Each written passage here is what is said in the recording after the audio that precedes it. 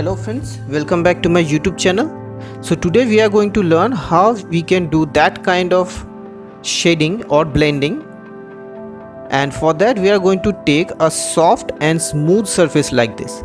तो हम लोग एक स्मूथ और एक सॉफ्ट सरफेस ले लेंगे इस टाइप की, ताकि हम लोग आप जिस टाइप की ब्लेंडिंग आप लोग अभी देख सकते हो, हम लोग उस टाइप की ब्लेंडिंग नीचे वाइट एरिया में करेंगे। ठीक है, मैं वही वाला आपको करके दिखाने जा रहा हूँ, क्योंकि ये वाला स्काई है और नीचे वाटर होगा इस ड्राइंग में, तो उसी का रिफ्लेक्शन नीचे गिरेगा।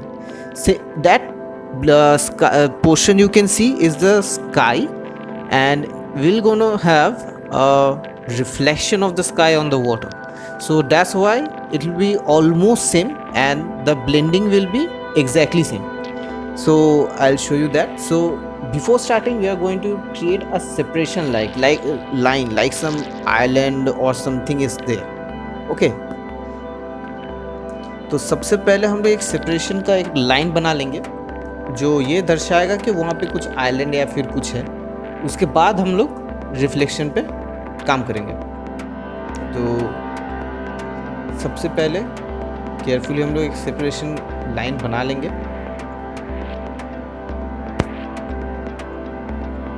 और देखिए, एक बात है जो मैं आपको शेयर करना चाहूँगा कि आप कोशिश करिए कि जब भी आप ऑयल पेस्टल यूज़ करेंगे तो एक पोर्शन, छोटा सा पोर्शन उसमें से तोड़ लीजिए और उसके बाद उसको पकड़ के आप काम करना शुरू कीजिए। So whenever you are doing a drawing with oil pastel, try breaking one small portion of it, okay, and then try to do things, then it will give you better control.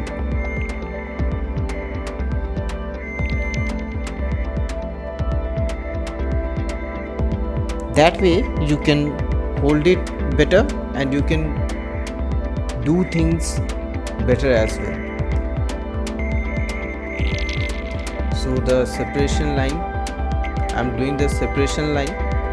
Since the separation line is bit wide, that's why it doesn't matter if I have to do it with a small piece or a bigger piece of oil pastel, क्योंकि separation का line थोड़ा बड़ा है और ऊपर का portion आप लोग जो देख रहे हैं वो भी ब्लू में ही है। Since the upper portion is also blue, so it doesn't matter. तो आप लोग देख सकते हैं कि ऊपर का पोर्शन भी ब्लू है, तो इसलिए आप छोटा या फिर बड़े क्रेयॉन से कर सकते हैं, कोई प्रॉब्लम नहीं है। अभी आप देखिए मैं स्काई कलर को कैसे इस लाइन के ऊपर ब्लेंड कर रहा हूँ। बस थोड़ा सा टच कर रहा हूँ और बाकी का नीचे का जो स्काई कलर का पोर्शन है वो वाला मैं बना रहा हूँ, क्योंकि सरफेस स्मूथ है और सॉफ्ट है, इसलिए आपको ब्लेंडिंग करने में कोई भी प्रॉब्लम नहीं होगी। So now you can see how I am using the sky color to blend it with the other blue at the top.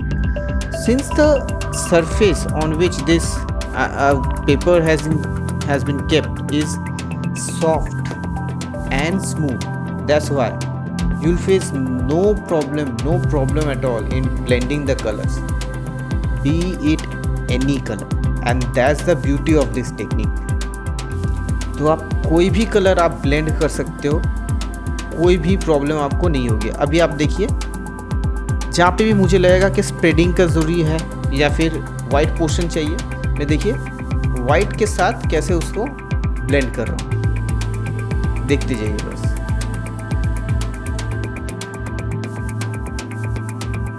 मैं छोटा सा वाइट यूज़ कर रहा हूँ ताकि मुझे कंट्रोल ज़्यादा मिले वहाँ पे। ठीक है, और एक चीज़ आप कोशिश कीजिए स्ट्रोक्स मतलब सिमेट्रिकल होने का। अगर हॉरिजॉन्टल दे रहे तो हॉरिजॉन्टल स्ट्रोक्स ही दीजिए, बहुत ज़्यादा ज़रूरी ना पड़े तो आप अचानक से वर्टिकल स्ट्रोक्स मत दे दीजिए, क्योंकि उसके भी अलग फ़ायदे हैं, वो आपको बाद में मैं यहाँ पे दिखने को मिलेगा आपको। ठीक है, तो कोशिश कीजिएगा स्ट्रोक्स एक साइड के रखने की, या फिर हॉरिजॉन्टल या फिर वर्टिकल जैसा है। ठीक है, so another thing which you must keep in mind is try to keep the strokes in unidirection. Like if you are giving horizontal strokes like this and blending it like this, now I'm using circular motion to blend. Okay, so always try to keep the motion unilateral. Like if you are using horizontal strokes, then use horizontal strokes only. Don't use vertical strokes all of a sudden, and because it has its own benefits. Now see, since I'm doing the water area and it is the reflection of the sky, that's why I'm keeping my strokes that way only. Like the sky you can make with little circular motions. Okay, क्योंकि देखिए आप sky का ही reflection बना रहे हो, sky का जो portion है उसको आप थोड़े थोड़े छोटे छोटे सर्कुलर मोशन के साथ भी आप बना सकते हैं। इसलिए देखिए मैं अपने स्ट्रोक्स थोड़े सर्कुलर मोशंस में रख रहा हूँ। अब देखिए पर्पल के साथ मैं पिंक मिक्स करूँगा, लेकिन कुछ भी प्रॉब्लम नहीं होगा। ऊपर से वो जो मिक्स होगा उसका एक अलग सा इफेक्ट आएगा। So now I am mixing pink with the blue, but you'll see it's not going to destroy it in any way, and it's going to give a very beautiful effect. Now let's take some white. White has some blue in it, so it's no problem.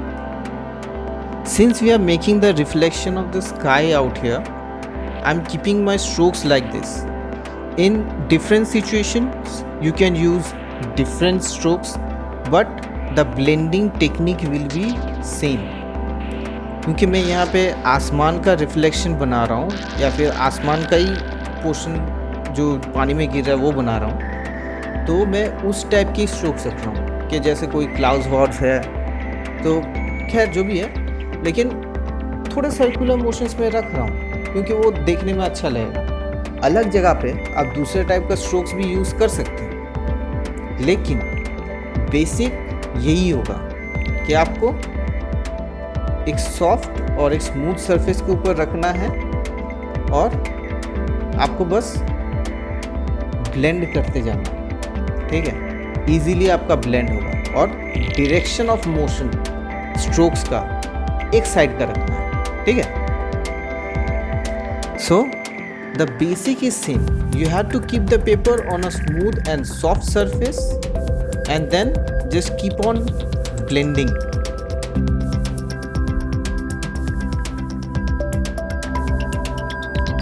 Just see how I am blending the white with the purple. I'm just giving little bit of horizontal motions and some circular motions.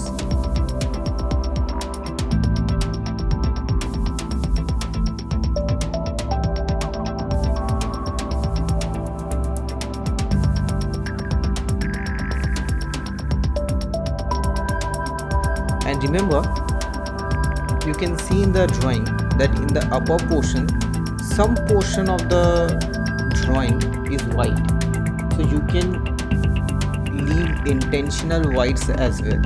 Okay, you can leave intentional whites as well.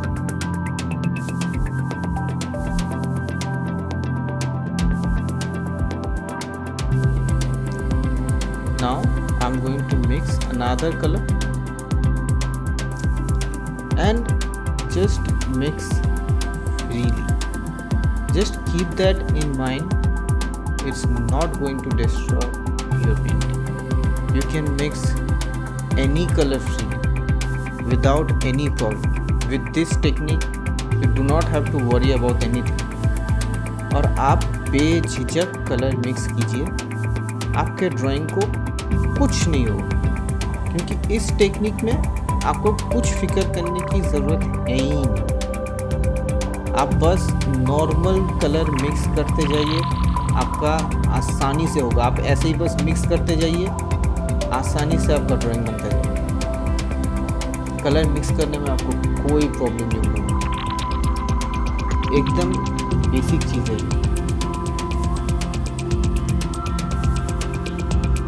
अभी आप देखिए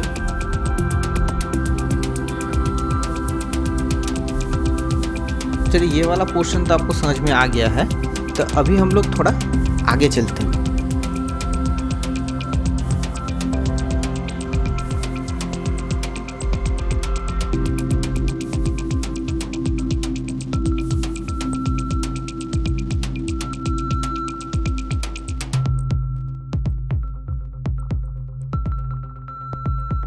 Okay, so now I'm going to show you another technique of blending. Okay, so you can see the pink portion out there.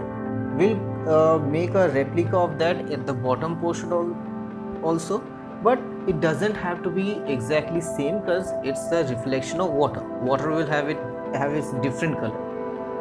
तो आप देख सकते हैं कि ऊपर पिंक और ऑरेंज का एक पोर्शन है, हम लोग उसी का ही रिफ्लेक्शन नीचे बनाने वाले हैं, ठीक है। लेकिन क्योंकि ये पानी के ऊपर रिफ्लेक्शन है तो पूरा सेम होने का ज़रूरी नहीं है। तो सबसे पहले तो हम लोग ये वाला जो जितने भी कलर्स हैं मैं थोड़े मिक्स कर लेता हूँ। आप देखिए कि मैं स्ट्रोक्स एक ही डायरेक्शन में रख रहा हूँ। Notice how I am keeping the direction of the strokes in one direction. This time it is I am keeping the direction to the left, like it's going to the left, right. तो आप देख सकते हैं कि अभी मैं direction जो है पूरा एक साइड में रखूँ। अभी हम लोग इसको ब्लेंडिंग करेंगे, ठीक, एक दूसरे टाइप का टेक्निक से ब्लेंडिंग करेंगे। So now we are going to blend it in a different way. It's going to create a different kind of texture, different kind of effect. तो हम लोग इसी को ब्लेंड करेंगे और इससे हम लोग को एक दूसरा एक अलग टाइप का इफेक्ट मिलेगा जो आप कहीं पे भी बाद में यूज़ कर सकते हैं, ठीक है। पहले मैं यहाँ पे कलर सब मिक्स कर लेता हूँ, मैं दे दूँगा कि कौन सा कलर मैंने यहाँ पे यूज़ किया। तो अभी हम लोग क्या करेंगे, हम लोग का थंब लेंगे या फिर कोई फिंगर लेंगे और पुश करेंगे। यहाँ पे मैंने लेफ़्ट साइड के तरफ रखा है, तो लेफ़्ट साइड की तरफ ही हम लोग इसको पुश करते जाएंगे। कोई भी मतलब थंब हो या फिर कोई भी फिंगर हो, आप उससे पुश कीजिए। इससे क्या होगा, कलर्स मिक्स होंगे और ट्रेसेस छोड़ते जाएंगे पेपर के ऊपर। देखिए कैसे स्मज हो रहा है, ठीक है। So with this kind of blending what it will do, it will leave traces of colour on the paper. It will mix and leave traces of color on the paper. Some of the white of the paper will be also visible. नीचे का paper का जो white portion है वो भी थोड़ा दिखाई देगा। अभी फायदा क्या है इस टेक्निक से ब्लेंड करना। So what is the advantage of blending like this? The main advantage of blending like this is, suppose you are mixing two colors which when mixed gives a third color. Suppose आप लोग दो colour mix कर रहे हैं जिसको mix करने से कोई तीसरा कलर क्रिएट हो जाता है। So if you blend like this you can create another layer over it or another effect over it and it will not mix to create another third color. तो आप लोग इसके ऊपर एक और लेयर बना सकते हो, कोई भी इफेक्ट ला सकते हो, लेकिन दोनों मिक्स होकर कोई तीसरा कलर नहीं बन जाएगा। So actually the thing is oil pastel is like a wax, okay, and the wax texture is like if you press it will like spread out, right? So that's the thing we are doing here. Oil pastel is also like a wax. So if you press it and move it, it will smudge, it will leave the traces of color in wherever direction you push your hand.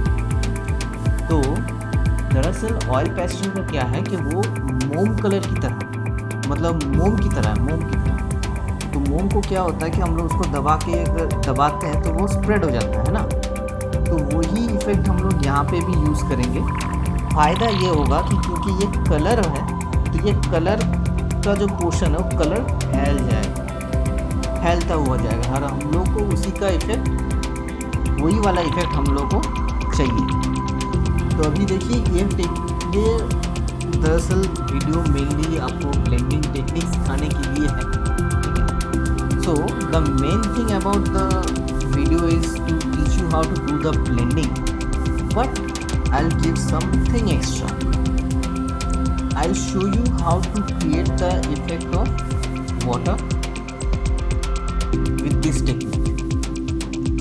सो अभी हम आपको क्योंकि ये video तो generally आपको ये सिखाने के लिए था कि हम ब्लेंडिंग कैसे करें, ठीक है, लेकिन मैं थोड़ा सा एक्स्ट्रा दूंगा। तो इसमें आपको मैं वाटर का इफेक्ट कैसे बनाते हैं वो भी दिखा दूंगा, ठीक है। तो आप देखते जाइए।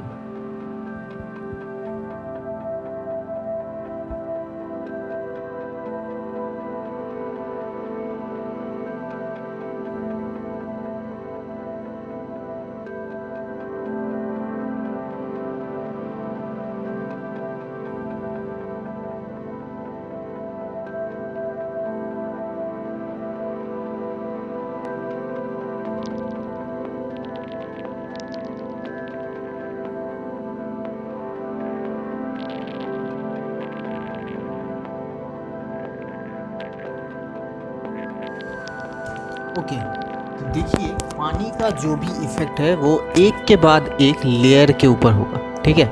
तो अभी हम लोग क्या करेंगे, देखिए हॉरिजॉन्टल स्ट्रोक्स हम लोग को देने हैं, ठीक है।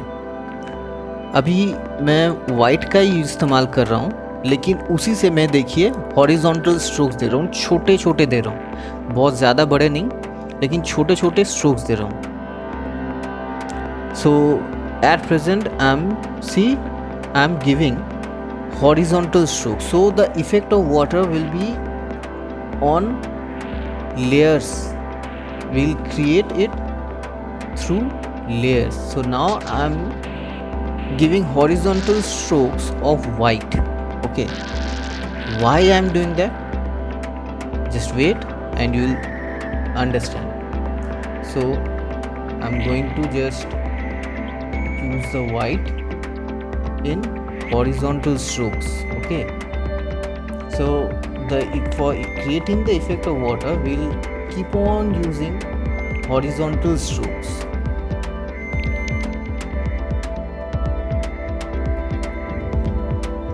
Now we are going to use another color like the purple or something, but we'll keep on giving small horizontal strokes.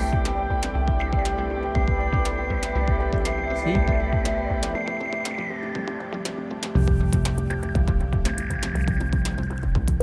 since I used white at first,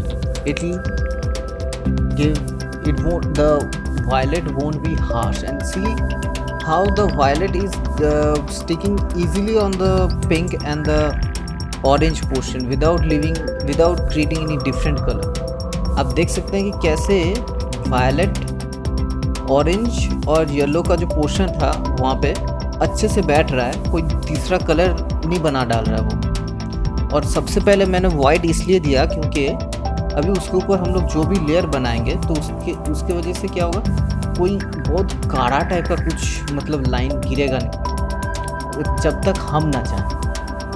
अब देखिए मैंने थोड़ा सा इसको स्मज भी कर दिया, so I smudged it a little as well, and now I am using black. Always use black at the last, हमेशा ब्लैक को आखिरी में यूज़ किए। अब देखिए क्योंकि मैंने वहाँ पे लेयर बनाया था, ठीक है, अभी आप जब आप ब्लैक उसके ऊपर घिसेंगे तो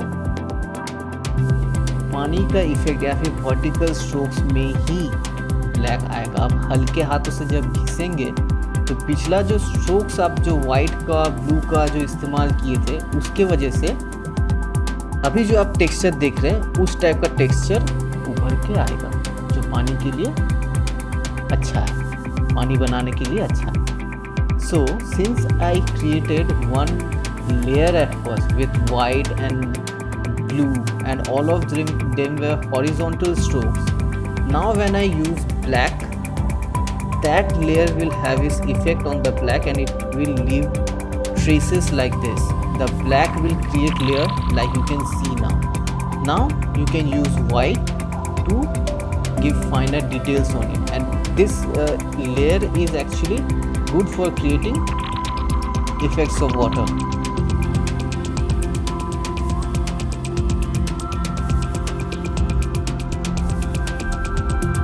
So once this is done, we are going to just work on it. Okay, create some more layers like with colors, and this is mainly the fine touch-ups.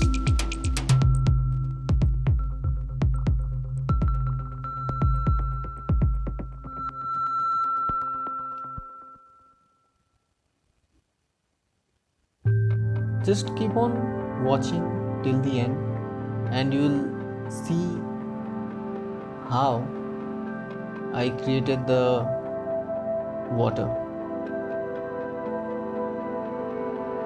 Now you know the technique, so you don't have to follow this. You can do it your way as well. तो अभी आपको technique पता है, तो अभी आप जैसे चाहे आप बना सकते हैं। मेरा जैसे ही बनाने का ज़रूरी नहीं है, आप जैसे चाहें आप बना सकते हैं। तो अगर वीडियो अच्छा लगा हो तो लाइक कर दीजिएगा और कमेंट कीजिए आपको कैसा लगा। चैनल सब्सक्राइब कीजिए और बेल नोटिफिकेशन दबा दीजिए, क्योंकि मैं और भी ऐसे वीडियोस बनाने जाऊंगा। हर वीडियो जो बनाऊंगा उसमें कुछ ना कुछ मैं ज़रूर सिखाने की कोशिश करूंगा। सो तब तक के लिए नेक्स्ट वीडियो तक अलविदा। So now you know the technique which you will need to do this drawing or any drawing which you create later on. So now since you know the technique, you don't have to follow exactly what I have done. You can create your own, or you can try out on the something new on the basis of this. So give this a try or try some new techniques on it. And if you like this video, please give this a thumbs up. Please comment and tell me how it went or how you feel about this video. Subscribe to my channel and press the bell notification, because I'll be uploading more videos where I'll teach some more techniques, or I'll try to teach something. So until next time, goodbye and enjoy the rest of the video.